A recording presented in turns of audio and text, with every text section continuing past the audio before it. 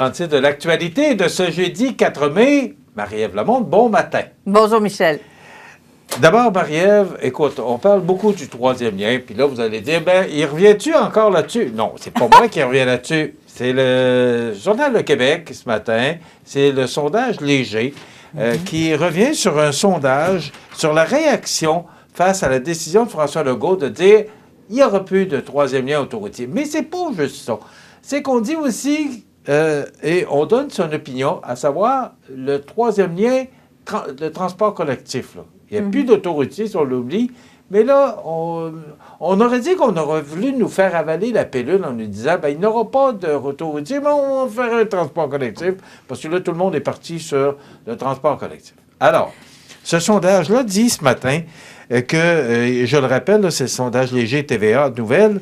Donc, le recul sur la promesse de M. Legault de lien autoroutier. Je vais vous donner quelques chiffres, mais juste pour bien vous faire comprendre c'est quoi que ça donne comme sondage.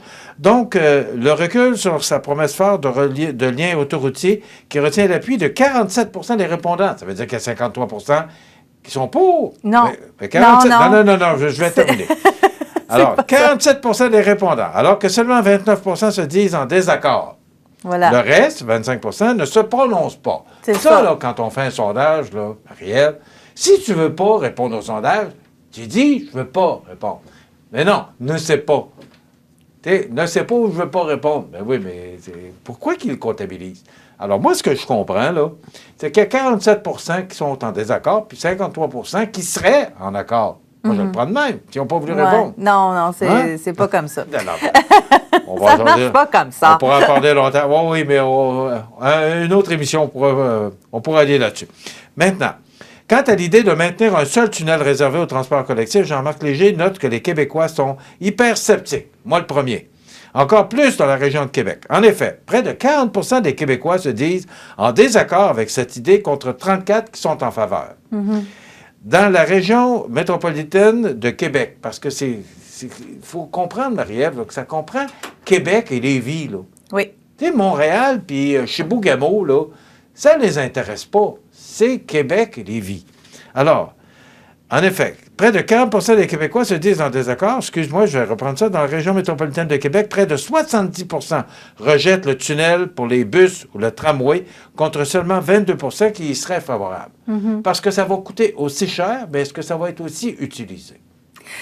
C'est sûr qu'on parle beaucoup de mobilité durable depuis un bout de temps. Puis on sait que améliorer le transport en commun à Québec puis à Lévis, c'est essentiel parce que le transport en commun, il fait pitié. Si on a à se rendre à quelque part et que ça prend le double ou le triple du temps que si on prend notre voiture, c'est sûr que les gens ne sont pas intéressés au transport en commun. Donc, oui, on a un besoin de développement du transport en commun et c'est la même chose pour le transfert entre Lévis et Québec pour diminuer le nombre de véhicules sur la route aussi. Mais est-ce qu'on a besoin d'un tunnel pour ça? Puis il y a aussi le fait que le gouvernement, il n'est même pas encore capable de nous dire ça va être quoi le fameux transport en commun utilisé entre les deux, là, entre les deux rives. Quand on discute encore sur le tramway, là. Je termine en disant, c'est également dans la région de Québec, 55 principalement sur la Rive-Sud, 63 que les gens sont les plus choqués de l'abandon, et on comprend, de la promesse caquiste du tunnel autoroutier. Il y a vraiment des gens qui sont contre cette décision-là, qui sont émotivement ébranlés, et la conséquence, c'est qu'il y a, à 14 des gens qui votent moins pour la CAQ. On a vu le sondage d'hier. Ouais. Au contraire, dans l'ensemble du Québec, 55 des sondés ne se disent pas offusqués. Ben oui, c'est normal. Ça ne les regarde pas. Parce que ça ne les concerne pas. Oui, ils ne se sentent pas concernés. Mais je pense que l'expression exacte là, pour parler de tout ça, c'est émotivement ébranlé. Il y a beaucoup d'émotions dans ce dossier-là. Moi, écoute, j'aurais voulu que ça se fasse. Moi, j'étais pour ce projet-là, pour l'économie de ma Rive-Sud et particulièrement de ma région. Je comprends qu'à 10 milliards, il faut comprendre qu'à un moment donné, il y a des limites à payer. Là, OK? Puis on est la province la plus taxée au Québec. Bon, puis c'est sûr, Marie-Ève, qu'à partir du moment où ils se prennent une décision politique comme celle-là, bien, ce sont les citoyens qui payent. Alors, c'est encore nous qui aurions payé. C'est comme s'il se prend une décision à Montmagny, on veut avoir toutes sortes d'organisations, toutes sortes d'événements. Mais à un moment donné, si c'est toujours la Ville qui paye, bien la Ville, il gère notre argent. Alors, donc, c'est nous autres qui va payer à quelque part avec les taxes, parce que les taxes municipales vont augmenter à ce moment-là. On a qu'à se rappeler le projet du pavillon communautaire. Mais le pavillon communautaire, on est allé chercher un fort pourcentage d'argent au gouvernement pour qu'on puisse réaliser ce projet-là. Et aujourd'hui, qu'est-ce qu'on me dit aujourd'hui? C'est qu'on n'est pas capable de louer. Il est plein. Il n'y a pas de disponibilité. Alors, ça prouve qu'il y avait un besoin. Oui. Maintenant, Tournée des vainqueurs, Marie-Ève. Oui, bien ça revient. Hein? C'est la 12e année de la Tournée des vainqueurs. On sait qu'à chaque année, on essaie d'amasser 50 000 $ avec la Tournée des vainqueurs. L'année dernière, on n'a pas réussi, mais la Tournée des vainqueurs n'était pas faite à la normale. C'était encore une mode pandémie, donc on proposait aux gens, oui, bon, on l'a fait, il y a cette journée-là, mais vous avez plus de temps aussi, essayez de faire vos kilomètres entre telle date et telle date. Il n'y avait pas l'effet d'équipe, le fait de groupe là, qui s'est peut-être fait ressentir à ce moment-là. Puis l'année dernière, on a manqué l'objectif. Cette année, par contre, on est vraiment très positif et on est très positif pour tout ce qui a trait à la fondation de l'Hôtel-Dieu de Montmagny parce qu'il y a des dons spontanés qui se font pas seulement pour la Tournée des vainqueurs, pour leur campagne de financement, tout simplement. Et les gens ont pris, n'ont pas oublié que leur hôpital est vraiment important et qu'avec la Fondation de l'Hôtel-Dieu, on peut contribuer à cet hôpital pour qu'on n'ait pas à aller à se faire traiter à l'extérieur, pour qu'on ait tout ce tout ce dont la région a besoin ici, chez nous. Et on a vraiment un hôpital extraordinaire à ce niveau-là. Là. On a vraiment de bons services et beaucoup de services. Et c'est grâce, entre autres, aux gens de la région qui donnent à la Fondation de l'Hôtel-Dieu. Alors, la Tournée des vainqueurs aura lieu le 19 août. Cette année, on a le vélo, on a la marche qui avait débuté depuis quelques temps, puis on ajoute la course aussi. Il reste des petites affaires à attacher pour la course, c'est-à-dire que tout dépendamment du nombre de personnes qui vont s'inscrire, on va choisir le nombre de parcours qu'il va y avoir. Parce que pour le moment, on ne propose pas de parcours en particulier, mais on va aller chercher les amateurs de course parce qu'on le sait, dans la région ici, il n'y a plus de course officiellement, donc de proposer pour les amateurs.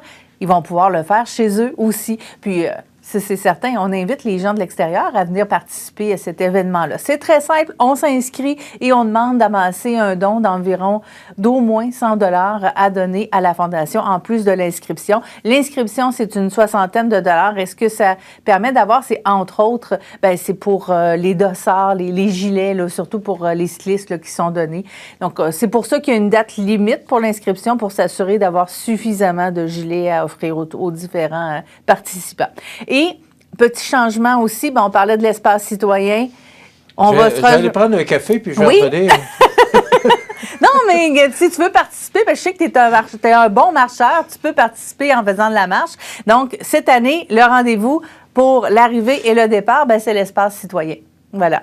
J'ai terminé, Michel.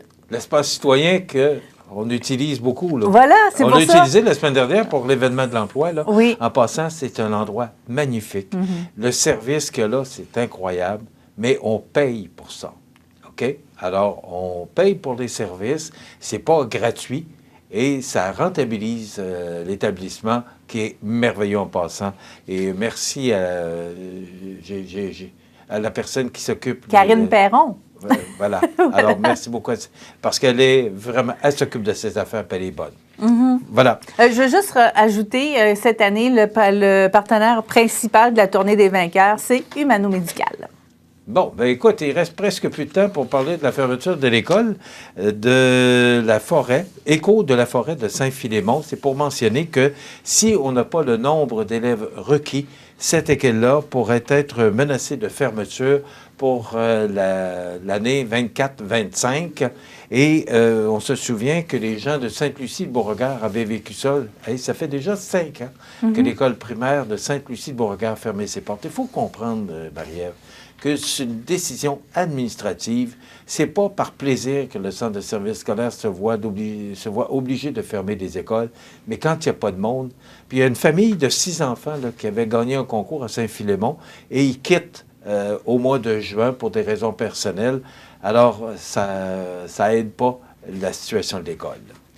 Demain, tu seras seul. Oui. Raconte-nous avec qui tu pourras jaser demain. On va parler, entre autres, à Éric Fortier, qui est le metteur en scène du Théâtre des Deux Masques, puisque la pièce Le Dîner de cons sera présentée pendant 3 fins de semaine en mai du côté de la salle François Prévost. Alors, les vendredis de Marie-Ève dans l'émission Bonjour Côte-du-Sud. Je te souhaite une belle émission. Merci. Et pour ma part, je vous retrouve lundi. Alors, je vous souhaite de passer une excellente fin de journée.